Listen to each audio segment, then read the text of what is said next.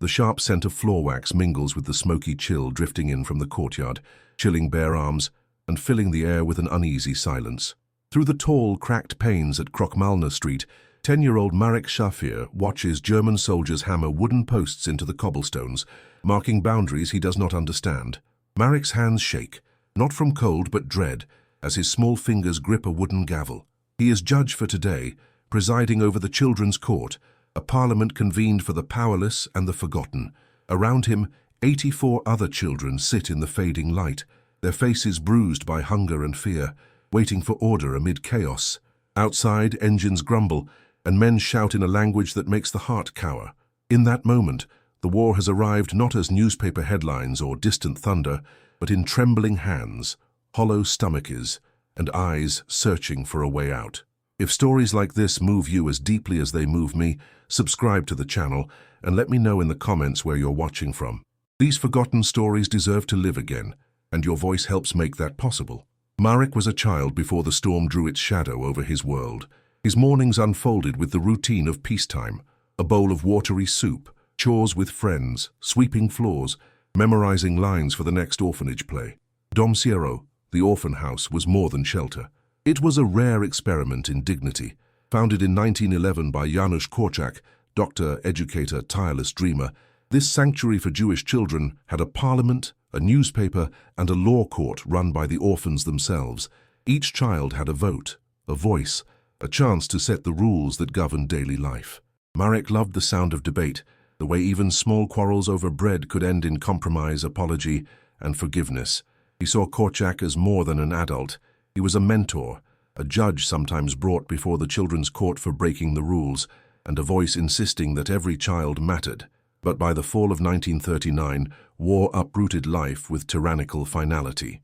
Tanks rolled over borders. Nazi planes screamed overhead. Bombs mushrooming smoke over rooftops.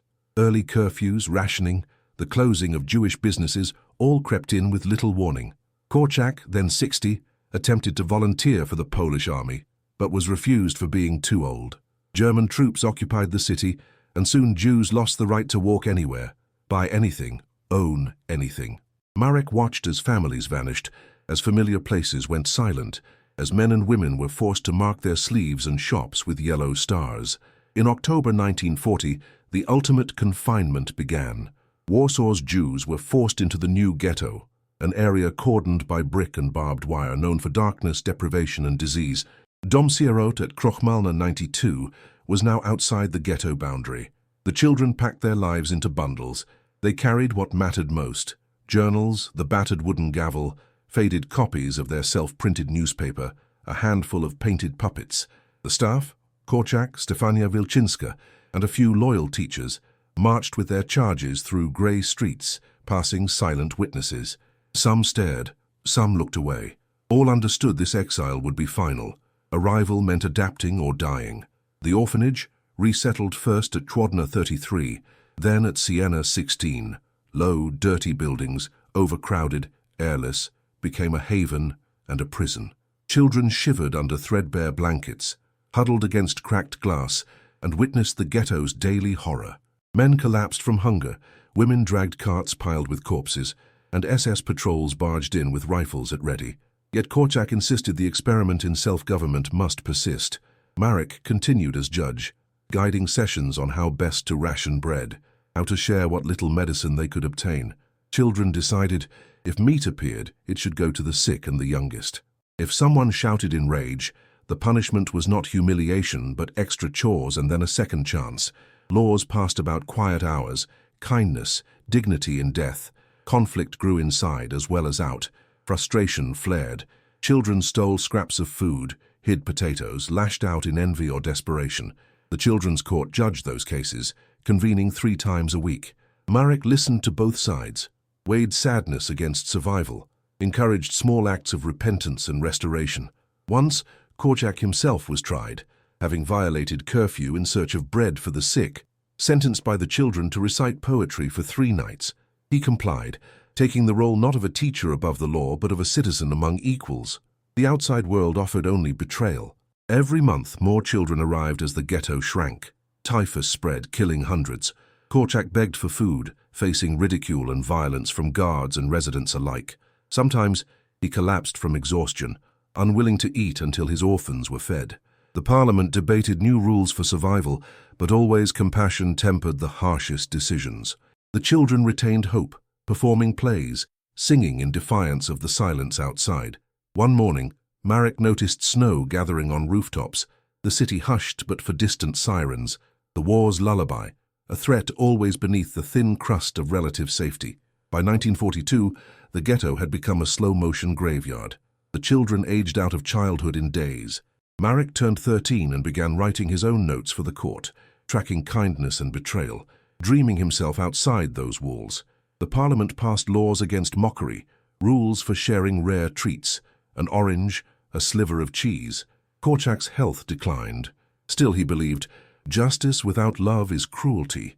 Love without justice is emptiness. He reminded Marek, what matters most is not surviving but remaining human. Marek led his peers as best he could, even as their numbers shrank. The climax arrived in July 1942. The Germans ordered mass deportations. Each morning, SS and Ukrainian auxiliaries dragged families from their homes, packed them into trains bound for Treblinka, a name spoken in whispers, synonymous with extinction. Korczak received offers of sanctuary with false papers, but he refused to abandon the children. "My place is with them now," he told friends. The orphanage kept its dignity. On August 5, 1942, the staff dressed the children in their best patched clothes. Marek marched in the front row, griping the wooden gavel, a symbol not of authority but resolve. Witnesses later spoke of that march through Warsaw's deserted streets to Umschlagplatz, the train assembly point. The children walked in formation, heads high. Some sang softly, others clutched toys or friends. Marek's face betrayed no panic. Stefania Wilczynska walked at Korczak's side. Together they boarded the cattle cars. The war had reduced lives to numbers. The train carried almost 200 children and a dozen staff to Treblinka. There, all were murdered within hours, the gavel lost forever. Just one more stick beneath the piles of discarded shoes, coats, and notebooks littering the killing ground. After the war, the world quickly forgot the Children's Parliament. Korczak was memorialized as a martyr, but not as the architect of a democracy among the powerless. Historian Marta Ciesielska, working in Warsaw's archives in 1978, stumbled upon a battered metal box painted with an old orphanage address. Inside, she found fragments, court records in uncertain handwriting, lists of punishments, copies of Mały Przegląd, the children's newspaper. She sought survivors, collected fading memories. One man recalled seeing Marek lead the funeral for a classmate lost to typhus. A woman remembered carrying bread to the gates and awaiting a verdict from the children's court. Ciesielska reconstructed not just the story of Korczak, but of the orphans, their constitution, their aspirations, their fragile kindness when hate was law. She published her research, and slowly the tale revived, a minor current in the vast ocean of Holocaust memory, yet essential for understanding the complexity of resistance. Modern Warsaw harbors memorials at Siena Street. Tourists walk past, unaware that courage once fermented in those frozen rooms.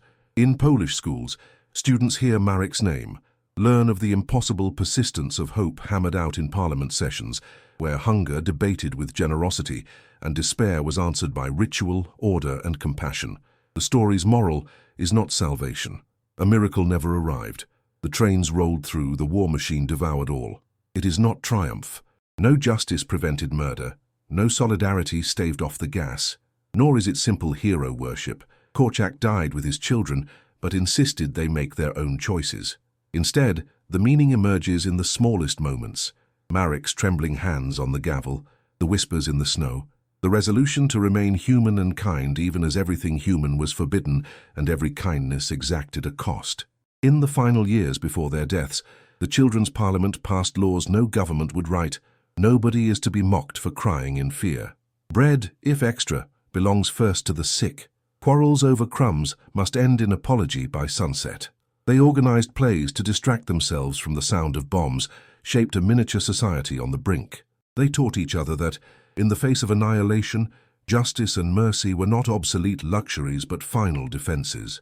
Today, the records, the broken gavel, and a few lines from Marek's diary survive as relics. The wooden floor at Siena Street is gone. The snow returns each winter. Yet the echoes of those lost voices shape a crucial lesson. Heroism is not weapons, not rank, not broadcasts in state archives. It is small hands holding order in disaster, courage assembled out of fear, kindness lasting after all else is gone. In the war's aftermath, no monument commemorated the Children's Parliament. Redemption was private, in the lives of children who survived elsewhere and remembered, in poems written in cracked ink, in memories recounted to archivists and historians. Decades later, those fragments coalesced, stories of broken toys, cold soup, laughter in the dark. They remind us now that every gesture matters, every act of governance by the powerless resists destruction by design. Marek never became a judge as an adult, never left the ghetto alive, yet he and his classmates offered the world a fleeting proof. Dignity, even in death, is a choice. Their parliament, erased from newsreels and textbooks, completed its last session the morning before deportation. One witness remembered Marek stoic, doling out gentle sentences for hunger-induced quarrels, and then before closing, quoting Korczak, "To lose hope is to lose already." The orphans never lost hope. They made it, session by session, law by law, dignity, forged in silence. The story is not in grand gestures, but in the ordinary, trembling hands, cracked windows, muddy boots. Its shadow falls over our time, asking, in this noisy world, where bravery is marketed and cruelty documented, do we measure greatness by survival or by humanity under siege? The Parliament of the Orphans endures in every child who seeks justice, in every small act of mercy when mercy seems foolish. So let us remember, history is shaped not only by generals, diplomats, or even survivors, but by those whose names barely surface in the tide of memory. The children of Dom Sierro, unarmed, unaided, unrecorded, taught themselves and each other to resist not only the darkness of war, but that deeper, more cunning enemy, despair. In their fragile democracy, broken but not bent, we find the most radical courage imaginable. We find ourselves.